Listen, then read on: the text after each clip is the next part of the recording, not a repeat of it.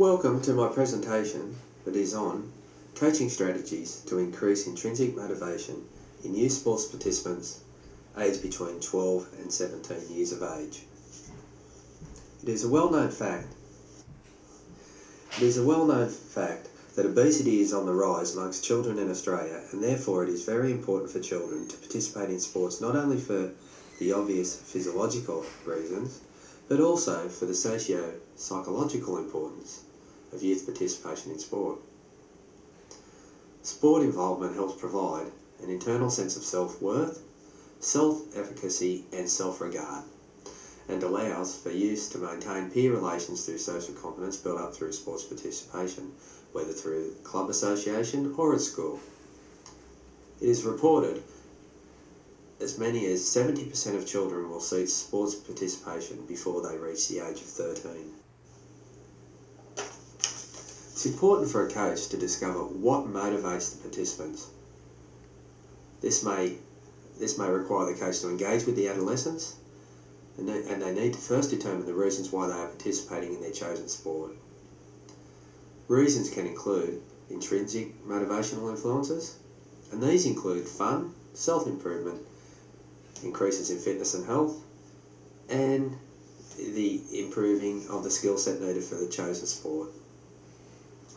For others, motivation may be more extrinsic, meaning motivation that comes from external sources.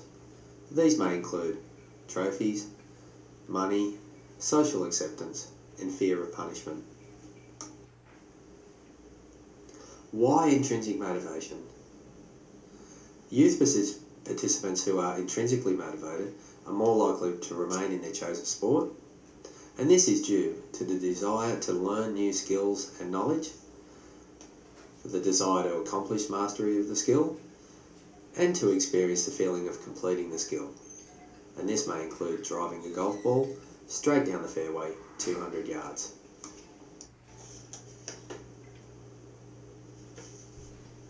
Coaching strategies that look at how to intrinsically motivate youth participants, and these can include setting achievable goals, making mastery of the skill being taught enjoyable.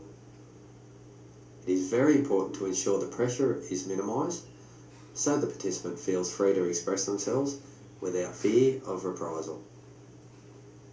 Encouragement for participants while learning the skill is very important as well.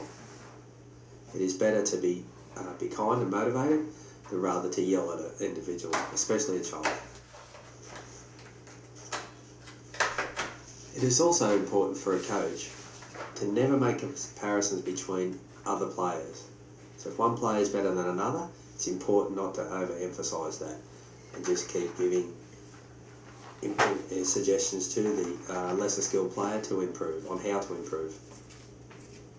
It's important for the coach to make every training session fun and rewarding. And training should contain content that is related to the skill set with the ultimate goal of the individual bettering themselves.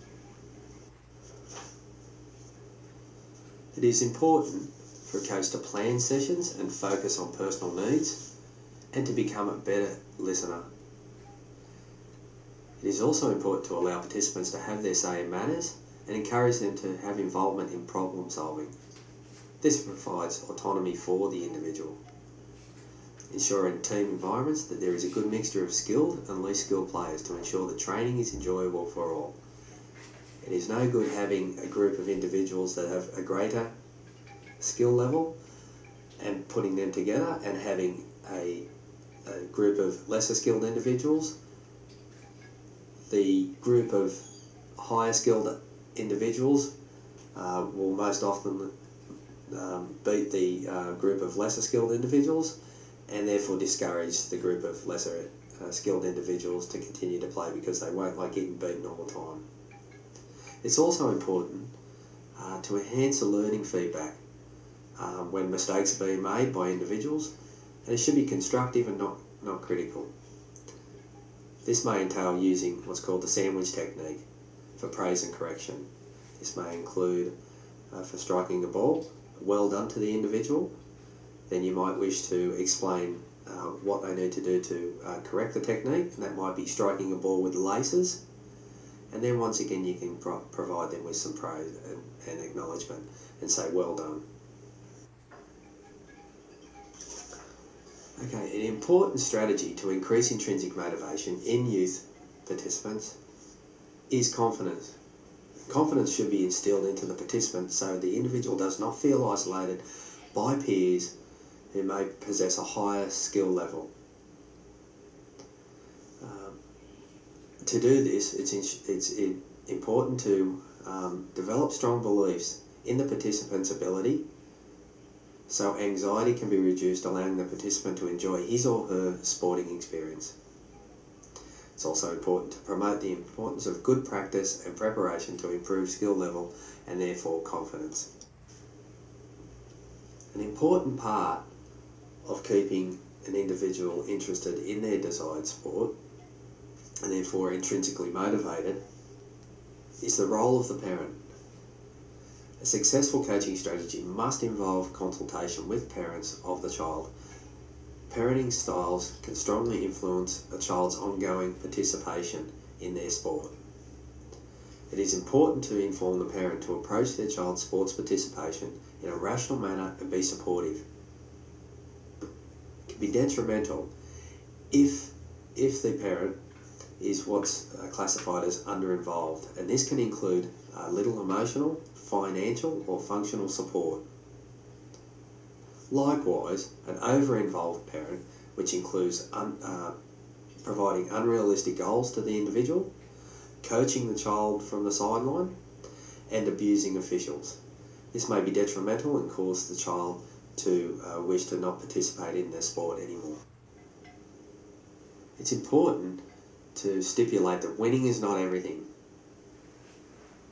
Should be looked at that coaching adaptations should be designed to make the participant intrinsically motivated. Appreciation should be for the activity itself and not for the benefits provided by the activity. It's important to illustrate that winning can be a consequence of their development by evoking autonomy. Too much emphasis on winning can cause distress and anxiety to the individual. And this is where it can be stipulated that by practicing and increasing their involvement and enjoyment in the sport, that winning can be a consequence of the hard work, but it should not be the goal of the individual. It is important to explain success and failure. It is important for the coach to inform the participant that poor play or lack of effort is controllable and can be changed. Success should be perceived as the participant achieving their goals and continually improving towards competence in their chosen sport. It is the importance to emphasise of the individual taking responsibility for their own actions rather than making excuses. Thus again, promoting the enjoyment of the sport and the efforts involved in hard practice and the results that can come of practice. Another important intrinsic motivational aspect is to look at the developmental stages. As the adolescent participant develops their skill and increases their skill level, they generally enjoy a more challenging environment. So once they've learned the skill, you need to keep enhancing their skill level so that they'll enjoy it. Otherwise, they'll stagnate and may lose motivation and therefore leave the sport. It's also important for the coach to provide equipment and facilities that are developmentally specific. This will ensure the participant will not pick up bad habits. An example of this is the introduction by Soccer Australia resorting to small-sided games for children under the age of 12. This allows the children to have more touches on the ball and to increase their skill level and have more involvement in the game. There is nothing worse than seeing individuals doing nothing and just getting bored. It is important, as the adolescent increases with age and years of participation in sport, to increase the challenging moments during training. It is also important, as older, talented adolescents will generally relish the challenge of competition, which will drive them on to wanting to progress with their skill level, increasing their intrinsic motivation. It's important with increasing intrinsic motivation by setting goals.